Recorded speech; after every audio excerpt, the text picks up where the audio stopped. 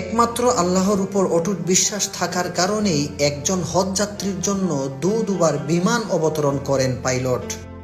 লিবিয়ার দক্ষিণাঞ্চলের এক নির্ভীক যুবক আমের মাহদি চলতি বছরের হজ পালনের উদ্দেশ্যে রওনা দিয়েছিলেন সৌদি আরবের দিকে, কিন্তু যাত্রা শুরুর মুহূর্তেই ঘটে গেল এক অবিশ্বাস্য ঘটনা। এ ঘটনা ইখলাস ও আল্লাহর কুদরতের জীবন্ত দৃষ্টান্ত হয়ে উঠেছে। ইতিমধ্যেই সামাজিক যোগাযোগ মাধ্যমে আলোচনার কেন্দ্রবিন্দুতে পরিণত হয়েছে এ অলৌকিক ঘটনা। 3 দিন আগের ঘটনা। ঘড়ির কাঁটায় ঠিক 12টা, দুপুরের হজ ফ্লাইটের নির্ধারিত সময়। আমের ছিলেন তার দলের সর্বশেষ হাজি, যিনি মিশর হয়ে সৌদি যাওয়ার জন্য ট্রিপলি বিমানবন্দরে পৌঁছান। কিন্তু এয়ারপোর্টে পৌঁছানোর পরেই নিরাপত্তা কর্মকর্তা তাকে জানান তার পাসপোর্ট সংক্রান্ত একটি সিকিউরিটি ইস্যু দেখা দিয়েছে, যার কারণে তিনি প্লেনে উঠতে পারবেন না।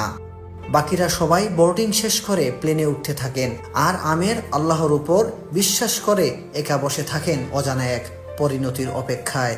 এই পরিস্থিতি দেখে এক নিরাপত্তা কর্মকর্তা এসে বলেন, আল্লাহ সবকিছুর উপর কুদরত রাখেন, হয়তো এই হজযাত্রা আপনার কপালে ছিল না।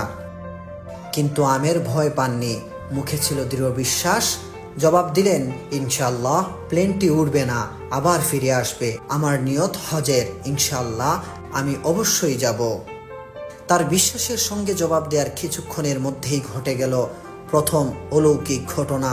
এয়ারপোর্টে ঘোষণা এলো প্লেনটিতে যান্ত্রিক ত্রুটি দেখা দিয়েছে, আর সেটি এক্ষুনি ফিরে আসছে। বিমানবন্দরে সবার চোখ এখন উপরে, কিন্তু তাতেও পাইলট আমেরের জন্য দরজা খুলেননি। দ্বিতীয়বারও আমেরকে ছেড়ে প্লেনটি উড়ে গেল। তৃতীয়বার ফেরা প্লেনটি আবারও সমস্যার সম্মুখীন হয়। এবার মৌসুমী ঝড়ো আবহাওয়ার কারণে প্লেনটি নিরাপদে আবার মাটিতে ফিরে আসে।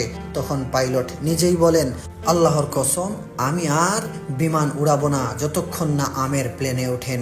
অবশেষে প্লেনের দরজা খুলে দেয়া হয় শুধু আমেরের জন্য, আর তিনি উঠে পড়েন সেই বিমানে। সৌদি আরবে পৌঁছে হজ পালনকারী এই যুবক একটি ভিডিও বার্তায় বলেন, আমার আনন্দ ভাষায় প্রকাশযোগ্য নয়।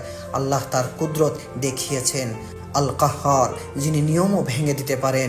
ঘটনাটি কেবল একটি ভ্রমণ কাহিনী নয়, বরং আল্লাহর একটি গুণবাচক নাম আল কাহ্হারের প্রকাশ। তিনি চাইলে সব রেওয়াজ, নিয়ম, নিরাপত্তা, এমনকি আবহাওয়াকেও পরাভূত করতে পারেন, কেবল একজন বান্দার পবিত্র নিয়ত ও অটল ঈমানের জন্য। সুপ্রিয় দর্শক, এই ঘটনাটি দেখার পর আপনার কাছে কেমন লেগেছে অবশ্যই কমেন্টে জানাতে ভুলবেন না, এবং ভিডিওটি শেয়ার করে ছড়িয়ে দিন অন্য কেউ দেখার জন্য।